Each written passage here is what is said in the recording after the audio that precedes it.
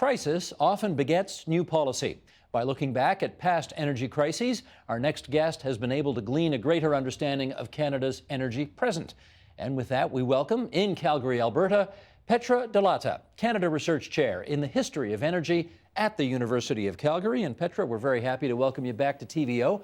I want to start with a bit of an odd question, if you don't mind, and that is, some people might think studying the history of energy is a bit dull. Do you want to disabuse them of that notion, or are they right?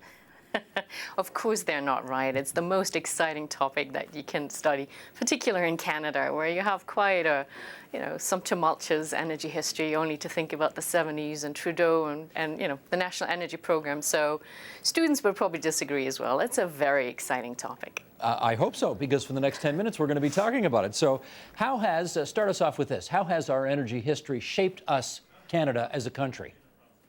Well, there are a couple of things that generally shape Canadian history that do affect particularly energy policy. The one is, of course, always having that big neighbor to the south who has a lot of energy. And the other one is, of course, to look at federal-provincial relations in Canada, which is, rather unique compared to other countries. Provinces have a very strong resource right, and that makes for quite some exciting history. Okay, there's that angle to it, but of course there's also the sort of boom-bust mentality that presumably Canada, in particular Western Canada, suffers from as a result of our reliance on this sector. How do you think that shaped our culture over the years? I would say, unfortunately, it hasn't shaped it as much as it should. It's always interesting to see how surprised people are that whatever goes down, goes up, also needs to go down. So we do know about the cyclical nature of commodity markets, but it always seems to hit Canada very hard when it does happen. So somehow that's something, I don't know whether we sort of like to forget about this, but this is not necessarily something that is on people's mind. Well, having said that, some of us are of a certain age where we do remember the stagflation of the 1970s and the lineups, particularly in the United States, for gas around the corner, the cars lined up around the corner, I should say, in order to get gas. Those oil shocks of the 1970s, how permanently would you say those influenced our thinking about this sector? I think it's less so thinking about the sector as such. That actually then started to think about what the alternatives are. For example, the United States were trying to gain independence. They were looking towards Canada, and that actually pushed Canadian oil production, for example, in the Arctic, in the oil sands, and even offshore, if you think of Hibernia up in Newfoundland, off the coast of Newfoundland. So there's an interesting paradox there that on the one hand, we're all aware of this, we all remember those queues in front of the gas stations, but in terms of what it does for the industry, that's a big boost for the industry. And more importantly, we've seen 4 times that oil prices go down this low since the 1980s. But still, this time around, people again are very surprised. So I think it's a very selective memory, and it's not necessarily about industry. It's a lot more about general energy policy. Can you help us understand that? Because how can it be possible that in a sector where you don't have to be 50 years old to know that it goes up and down and up and down and up and down, as you've said yourself 4 times in the last half century anyway. How is it that everybody still seems to be shocked when oil goes from, say, $200 a barrel to $40 a barrel, and people think, oh my God, I never saw this coming? It's a lot of it has to do with expectations and the way that we talk about the next big prospects. So I think on the one hand, we have very low oil prices, but on the other hand, you have big oil companies that go out in the Arctic Ocean, for example, drilling and looking for the next big oil and gas play. So I think very often we look more towards the future and we live in the present, but sometimes it's we shut out those memories from the past. So despite the boom-bust, there still is, in your view, a very pioneering, exploratory culture, particularly in the province of Alberta. Would you say that's true? I think that is true. And I think in order to understand that, we have to realize that this has a very particular social and cultural role it plays as well. It always defines Alberta, what it is. And it may be now oil and gas, but if you look at the early 20th century, it was coal that defined Alberta. So it's a lot more difficult to say goodbye to these kind of socially constructed and culturally ingrained ideas about what a province is all about. On top of this, you will always have the big international oil companies that, of course, they need to survive. And in order to survive, they will have to keep looking for those new frontiers, for those new big, elephant oil and gas plays. Well, let me ask you about that new frontier, because, of course, so far we've only been talking about fossil fuels.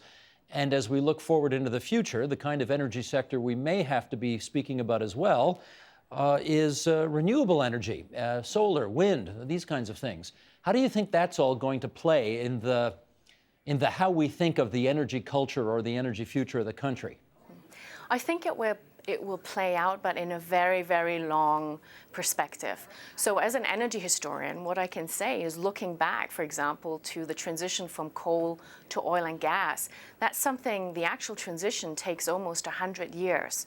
So, and that is something that renewables, it will take a while before they will actually become more prominent. And then that's even more so in case of the narratives. If you look at Alberta, Alberta is actually the #3 producer of wind energy. However, this is not something that enters the narrative about energy in the province.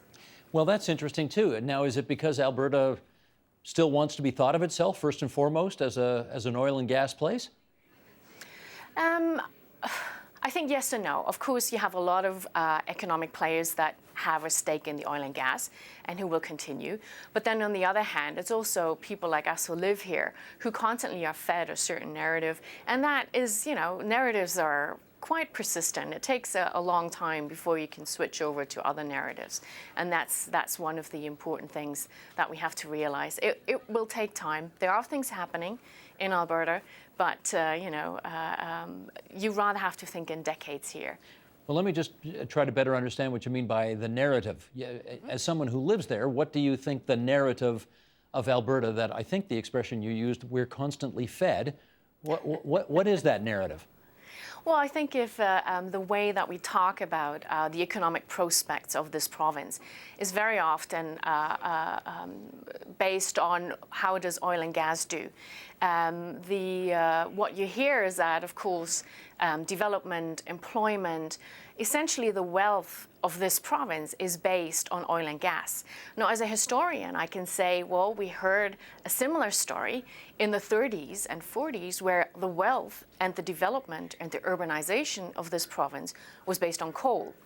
And so there's no reason to say that that cannot switch over to renewables, but this is certainly something that is in a long-term perspective. Well, I do have to follow up on that because, okay, fair enough, you went from coal to a transition to oil and gas, and oil and gas became absolutely mammoth. I mean, a huge, significant part, obviously, of Alberta's economy and of the world economy, obviously.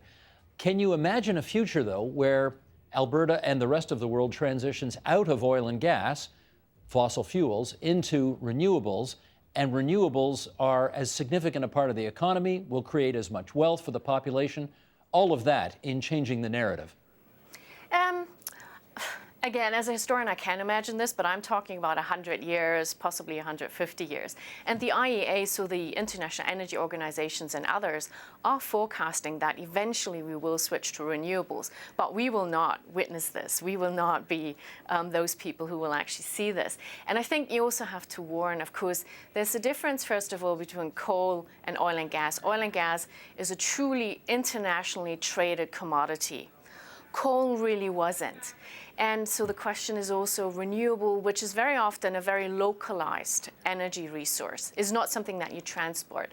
And on top of this, a lot of the energy that we need today is not electricity generation, which can be done by solar and wind power. A lot of it is actually heat for industrial use. And this is where we have a problem, where renewables are not compatible with fossil fuels. When you look at the mood of people in the province of Alberta in particular, when West Texas Intermediate is going for $40 a barrel instead of $175 a barrel, what do you see? Well, you see a lot of worries because, you know, if you of course believe that what makes Alberta prosperous and strong is oil and gas, then this is very, very bad news. And so you will hear, you know, there'll be a lot of radio shows that will talk to people who are laid off, talk to people who lose their jobs, and that's natural. I think it's really difficult to construct that kind of alternative narrative that says, you know, things do change. We may have to reposition ourselves in the international energy global market. And so I think at the moment, a lot of people are quite worried about finances, about their jobs, and these kind of things. What does history teach us about whether or not $40 a barrel is the new normal, and we'd better get used to that for a long time? Well, I think what history teaches us that actually the more we get into the 21st century, the more complex and completely unpredictable oil pricing has become. I don't think anyone at this point can actually rationally say that he or she can predict where oil stands in a year's time. It just has become such a complex international environment with so many actors that we are now at a stage, and this wasn't the case 30, 40 years ago, where we cannot predict or forecast the developments. Well, if I can circle back to the first question, you were right. This isn't dull at all. This is all very fascinating and very important for the future of our country. So thanks so much for joining us on the line from Calgary. Petra Dolata, Canada Research Chair, Professor of History of Energy, University of Calgary. Thanks, Petra. Thank you. Help TVO create a better world through the power of learning. Visit supporttvo.org and make a tax-deductible donation today.